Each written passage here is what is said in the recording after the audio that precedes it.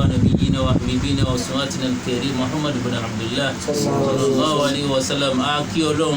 ayin Ọlọ́run atara kíkí àti kíkí tí akí Ọlọ́run aṣọ ọ̀pọ̀lọpọ̀ ìkí àti ìgẹ̀ fún aláìlọ́run ànábọ̀wá Muhammad atara kíkí ànábì bọ̀ àlùfáà tí wọ́n ti wá tán ti lọ́lọ́ kó bá kẹ́ wọn àwọn tí à ń jẹ́ àlùbáríkà wọn lọ́n jẹ́ kí arímọ̀ pẹ́ àtúnkìrà káàbọ̀ akíra kulé sí orí ètò alábàárìkà ní tí a pè ní fíkú kíláàsì tí ń jẹ́ ìbéèrè àti ìdáhùn sí ìbéèrè nínú ẹ̀sìn Islam àmọ́ kó tó di pé a máa bọ́ sínú agbami ètò a lè kí àwọn bàbá kan bá sálámù sí gbọ́ ara lé ní àpapọ̀ gẹ́gẹ́ bí ṣe wà á nà fún un. Assalamu alaikum wa rahmatullahi wa barakatuh. Wa alaikum assalam wa rahmatullahi wa barakatuh. Alhamdulillah wa sheikh wa náà ni a ti gbọ́ nílé yìí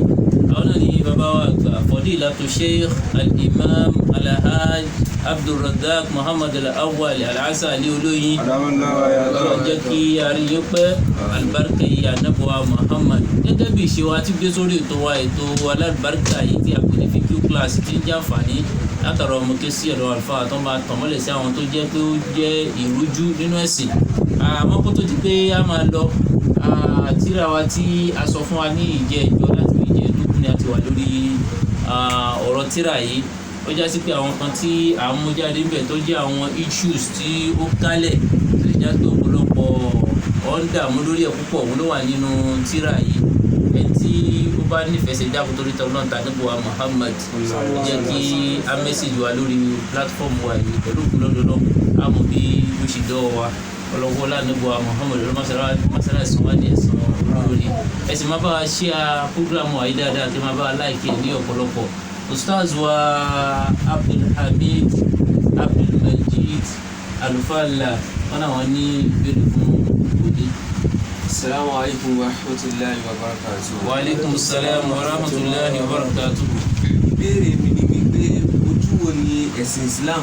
ó fi wo ká máa woṣẹ́ yálà pé tẹ̀síbà ni àbí ti Kùránì ni àbí ẹ̀pẹ̀ gan ojú wo ni ẹ̀sìn Islam fi wò. أعوذ بالله من الشيطان الرجيم بسم الله الرحمن الرحيم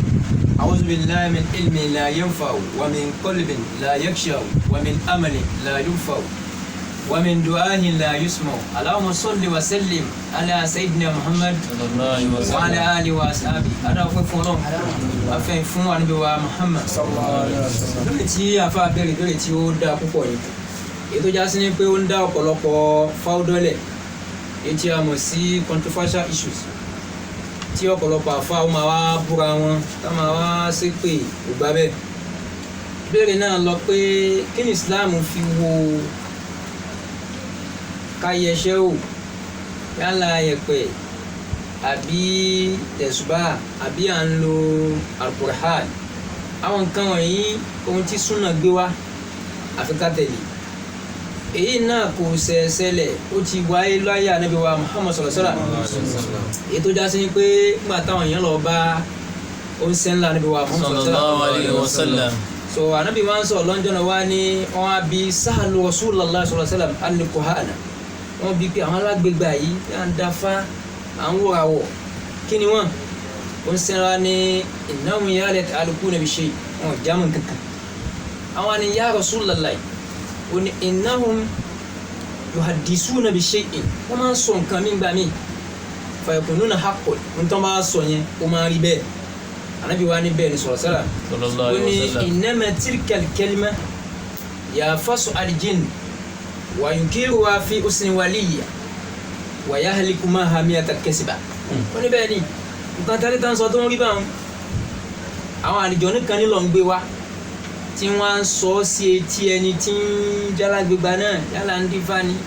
yálà ń sọ san yìí ni àbí nǹkan kan ni tó gbé síwájú tóun bá ti wá sọ ń tálẹ̀jọ́ ní sọ́sí wa yahliku maha miyata kẹsìbà yóò wá fi ọgọ́rùn kan yóò fi kún so kátó wá lọ kátó wá bọ̀ ká má wulẹ̀ dààmú èyí náà ni ó gbé wa lónìí tíra wa tí a sọ ní tá à ń bá bọ̀ wá ká wá wò èyí tó kálẹ̀ tó já sí pé ọ̀pọ̀lọpọ̀ tiẹ̀ máa ń sábà sọ tó ń mú wá ládìí sí pé tọ̀ yí pé sọ́dà pẹ̀lú mìíràn jìmún pé kí ni yóò wàlà o kazzaba mìíràn jìmún wàlà o sọ́dà kù ǹjẹ́ àdìsí tiẹ̀ ni ká wò wò bismillah bá. A'udhu billahi minash shaitanir rajim bismillahir rahmanir rahim. Naam. wọ́n gbà bá àdìsí ni pé àdìsí sáà ń sọ fún wa pé káàsì sábà lè mìíràn jìmú àwọn tí ń wo ìràwọ̀ tí wọ́n ń fi ìràwọ̀ sọ̀rọ̀ tí wọ́n wo ẹ̀ pé tọ̀ báyìí ni aṣọ kan ní kó máa wọ̀ ẹ̀míjọ kan ní kó máa jẹ́ ó sì rìn àjò wá pọ́gbọ̀n ọdún ó ṣe gbá pé àdìsí yẹn ní irọ́ ni wọ́n ń pa kódà kí wọ́n sòdodo àwọn kan wá ní ṣe bá àdìsí sọ fún wa pé wọ́n purọ́ pé kódà kan sòdodo ń túmọ̀ sí pé a máa rí òdodo nínú ohun tí wọ́n sọ àwọn kan mú dání àwọn wa ń lò pé àdìsí náà làwọn máa lò àdìwọ́sẹ́ àdìsán tó wà àdìwọ́rawọ̀ àdìwọ́ kíná tó ń wò ọjọ́ orí ètò ọba àti òkú bẹ́ẹ̀ pọ̀ àgbọ̀pọ̀nfà àgbọ̀nsanyìn àgbẹ̀ nǹkan kan tó ní kálukú máa sá káàkiri òun fẹ́ jẹun kí ni kò ń jẹ ẹni tó ń lè jẹun tó ń lè ṣègbà kí ni Islam sọ fẹ́ àfa. وهذا القول gbólóhùn yìí اعتمد عليه المنجمون àwọn tí ń wọ̀ràwọ̀ yìí wọ́n والكهان gbára lé gẹ́gẹ́ bẹ́ẹ̀ náà làwọn alágbègbà àwọn onífá aláwo oníkàdùn náà gbára lé. في إباحة العلم sọ àfa. في إباحة العلم التنجيمي wọ́n fi wá sọ ọ́ dẹ̀ tọ́ pé ìmọ̀ káwọ̀ràwọ̀ ń kọ́ kó tọ́ lọ́dọ̀ wọn lọ́hùn. gbà bẹ́ẹ̀. والإظهار على الغيب àbí ká máa tafà sí kọ̀kọ̀ ṣe kí n ṣe kíní ṣe má ṣe ìwọ ṣe fàníyàn ṣe lọ́dọ̀ lọ́dẹ̀ ẹlòmíì gbogbo nǹkan pátá bó sùn bójú báyìí pẹ̀tọ̀ wọn láti ń láyún dá o ẹnìkan lórí o ẹ bá wo tí a rí ẹ̀kọ́ kan ní í ṣe rí ó padà kú lẹ́yìn tọwọ́ kan ò balẹ̀ gbogbo géèmù pátá a máa lọ wa ẹlòmíì lè fẹ́ máa rí pẹ̀tọ̀ kán mọ̀ wò kí ni àwọn òbí lọ́mọ olóyún ó jẹ́ bí scan wọ́n tún wá rí pẹ̀tọ̀ ẹ bá wọ́n mẹ́ sẹ́mi ẹ̀ fẹ́ gùn ó parí gbogbo nǹkan bẹ́ẹ̀ a máa wá káàkiri tí ẹ kó sọnù máa wá yóò máa gbọ́ ọkú gbọ́ àwọn agbára ni tó àfà. أولا àkọ́kọ́ ń bẹ̀. فيه تناقض عند tanakun ní ẹlòmọ̀tìkìyìn ọ̀rọ̀ tí wọ́n mú wá yẹn kò jọra wọn so kò àwọn ọ̀rẹ́ yẹn ò papọ̀ mọ́ra wọn so word méjèèjì yẹn ó ègé sara wọn kò bára pọ̀ kò sí bápọ̀ kankan ká ní sọ́dà pọ́lìmọ̀nà jìmọ̀n àwọn tí ń wo ìràwọ̀ wọ́n so kásìsábà lìmọ̀nà jìmọ̀n àwọn tí ń wọ́n ra wọn púrọ́ wàlà sọ́dà kù kódà kan sòdodo ká tún wá ní anéèyàn púrọ́ ká tún wá ní kódà kó sòdodo ọ̀rọ̀ yẹn ò papọ̀ lọ́dọ̀ ni wọ́n ti gígan ọ̀bá wọlé tànà kúrò tí wà ń bẹ̀ o bó bá kọ́ kó jẹ́ pé lọ́dún pa bó bá jòdò tágbà kó lòdò sọ tún ní ròdòdó nínú rọ́mú tó àbá. ثانيا ẹlẹ́ẹ̀kejì. لا يستوي أصحاب الكذب nígbà tá a ti náwọn èèyàn ń pọ́ tẹ́lẹ̀ tún lè fi wọ́n jọ àwọn tí ń sòdò mọ́ irọ́ náà ni wọ́n máa pa lọ tó bá jẹ́ ọ̀nà ni wọ́n máa pa lọ tó bá dòdò náà máa sọ̀rọ̀. مع أصحاب الصدق a lè fi àwọn ìjọ tí ń sòdodo a lè fi wọ́n wé ìjọ tí ń ṣe kí ni o ti ń purọ́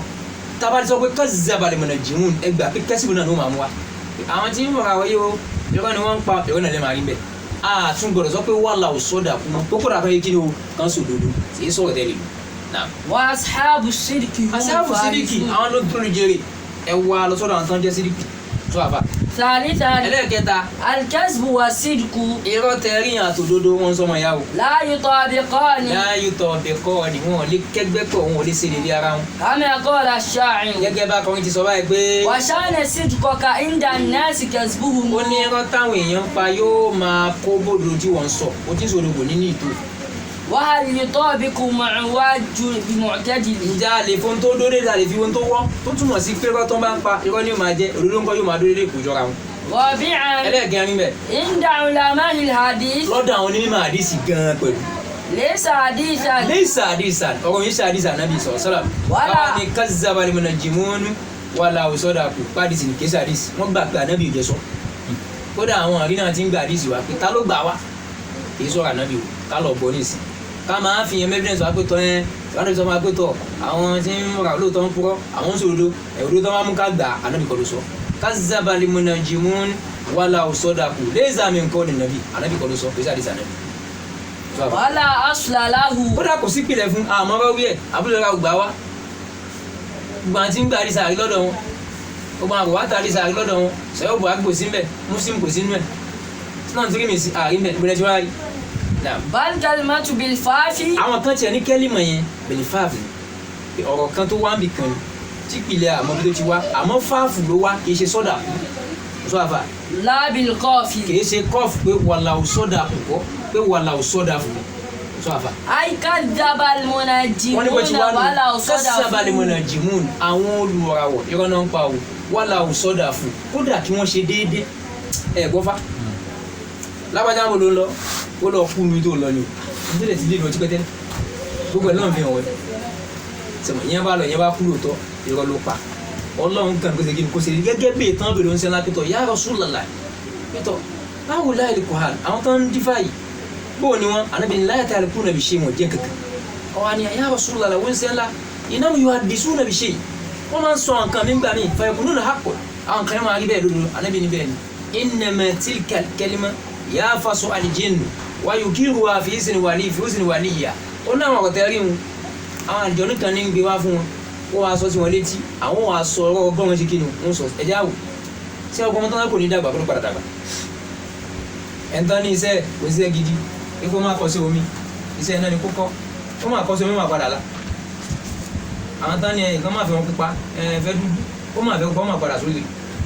látara sọ́kàn tóníkàlùkù bá ti kí ni tóníkàlùkù bá di sẹ́mi ẹni tó yẹ kó lọlé kí kó fi sórí wọn ni máa lọlé kí wọn ni lọ sí wẹ́dà iná padà pa mi wẹ́dà náà láì mọ iye bẹ́ẹ̀ èmi nǹkan tẹ́ pé ìyá òní sòrò ìyá tí ò sẹ́ńjọ́ tó bí ẹ sáyé wọn ni má dé lọ yẹ o ìyá ẹni sẹ́ o kí máa lálà ayé ẹni tọ́ ó ti fi sẹ́mi pé ìyá òní ti kí ni o ní sòrò àwọn kan náà níyàwó ní ti mú ìyàwó ẹni òkòjò lákòjọ tó bá sùn tán ń gbígbà kan lẹ lórí wọn ni òun náà máa lálà bẹ́ẹ̀ ìgbà ni wọn gbogbo gbà bẹ́ẹ̀ sì ni tó gbé sẹ́mi lókè ni ló fi ń lálà wọn bá dé pẹ́ẹ́nù rẹ̀ sọ́kọ́ mẹ́rin ṣe ọmọ àkọ́bí ẹ̀yìn wọn jùmọ̀ gbogbo gbà ọmọ oníyanjú tẹ́lẹ̀ ṣùgbọ́n nǹkan mẹ́rin wá pọ̀ ibi tí wọn náà bá ti wá fi gbà wọ́n ṣe kí ni o yóò máa lọ ká tó wá sọ létà ń gbé ilé wọn ò dá o má tán fẹ́ kọ́ bẹ̀ wọ́n ti fi kíni kan bẹ̀ nǹkan gbẹ̀ngbẹ̀ tí máa ń gbé kò ní sórí ó ti fi síbẹ̀ ó lò ní sórí. so pé wàhálà sọ́dà fún ni kódà kó ṣe déédé irọ́ ni Islam ò fẹ́ ká gbàgbá sí pé tọ̀ kíní kan báyìí fẹ́ rí báyìí tó bá ti mú lọ́kàn bẹ́ẹ̀ ìní lọ síwájú tó àbá. ولا أصل لهذا الحديث àdìsí yẹn kò sí pèlè fúlọ́dà ní mọ̀mọ́sọ̀ sọ́dọ̀. عن النبي صلى الله عليه وسلم وإنما الثابت àmì tó fẹsẹ̀ múlẹ̀ عن النبي صلى الله عليه وسلم látọ̀dọ̀ ń sẹ́ńlá Ànábì wa Muhammad sallallahu alaihi wasallam أنه قال Ànábì sọ báyìí fún wa pé من اقتبس شبعة من النجوم ẹnìkan tó bá lọ ń wá gègé kan min an-nujum pé òun fẹ́ lọ mọ ìmọ̀ràwọ̀ masọ́lọ́jì ni kíní kan ni kó náà ti òṣùpọ̀ kan jáde òun kan jáde ẹ̀yìn bó lè fẹ́ ṣayé òun ó dàárí pé láyọ̀ ń sẹ́ ńlá nípa mùsàsára nígbà tí ìràwọ̀ jábọ̀ oṣù jẹ́ nìkan àníbi wàá bẹ̀rẹ̀ wọn tó máa fi pẹ́tọ̀ maza taquluna iza anzala Allahu hadha tọ́lọ̀ bá sọ ilé ìkàrẹ̀ kí lè máa ń sọ wọ́n ní àwọn máa ń sọ pẹ́tọ̀ ọ̀dì mẹ́tẹ̀ azim èèyàn ńlá kan wọ́n gbà pé tí àwọn bá jáwọ́ bẹ́ẹ̀ pé èèyàn ńlá kìí sí ìdókù anábìrì ẹ má so ìràwọ̀ pẹ̀ mú gbèsè ayé ayatun min ayatillah àmì ní látọ̀dọ̀ Ọlọ́run ìràwọ̀ tó jábọ̀ omi ìpẹ́ nìkan kú àwọn kan dúró àbájá ni kíní kan máa ń sọ kíní kan jà lólo ajá lólo èèyàn kan ti kú nìsín o kí ló ṣẹlẹ̀ ìràwọ̀ kan jábọ̀ ṣé àwọn kan tẹ̀ ní òdiwọ̀n ìràwọ̀ tó wà lókè ní wọn àtàwà ní ayé ẹ dákun mélòó ní ìràwọ̀ mélòó látà láyé gbogbo àwọn fíkẹ́ wà báwọn ẹni bá lọ sùn gbèsè ayé ẹ̀ mọ́ra wọ̀ pé bóun ṣe wà lókè nìsín ìràwọ̀ wà lókè nítorí àwọn bá ti jábọ̀ lẹ̀ lòwó àkànnà sọ̀rọ̀ Ànábì ẹni bá nígbàgbọ́ bẹ́ẹ̀ pé tọ̀ ìràwọ̀ ṣẹlẹ̀ mọ́ gbèsè ayé òun bí ara ọ̀lẹ̀ ní òun tó àfà. فقد اقتبس شبعة من السحر ẹ̀rí idán ní sàn ọ̀pọ̀lọpọ̀ àná wa dundun lónìí sí ẹ bá ń yẹ nù sẹ́mi ní ìrìnàjò ńkọ́ sẹ́ni máa lọ sí ǹdè ò lè dé o ti gbà kó o lè dé tẹ́lẹ̀ kí là nígbàgbọ́ ní òun fún ṣe náà wá ní pé tọ̀ gbogbo ẹni bá lọ ń wá kàṣọ láti bí ìràwọ̀ à ń yẹ nǹkan wò ó ti ń idán nù tó àfà. زاد ما زاد zada ma zada yóò máa lékún lọ́dọ̀ lọ ni yóò dẹ̀ máa gbọ́n tí ẹ kó gbọ́ ọmọ tẹ̀bí yẹn yóò kú wà lọ́mọ ọdún mẹ́sàn-án ó ti gbà wọ́n sí pé yóò kú yóò padà kú náà àmọ́ má gbọ́ tó máa bẹ̀rẹ̀ lọ́n pé kọ́ ló ń dùn lẹ́nu oníṣẹ́ kí ni o kò ní tó àbá. وتعلم التنجيم torí àsìkò ìwà kọ́mọ tẹ̀jú mi kí náà níbi sọ kí لمن ni Islam sọ gbogbo àwọn nǹkan yìí látẹ̀síwájú tó bá di ọ̀sẹ̀ tó mọ torí táìmù ọlọ́mọ sẹ́lá sàrẹ́ kú mọ̀ fún wa àmọ́ kó lọ yọ apẹ́tọ̀ kazzaba al-munajjimun wala wasadaku leza min hadisi nabi musa hadisi nabi ara alhamdulillah Ọlọ́run jẹ́ àrí àwọn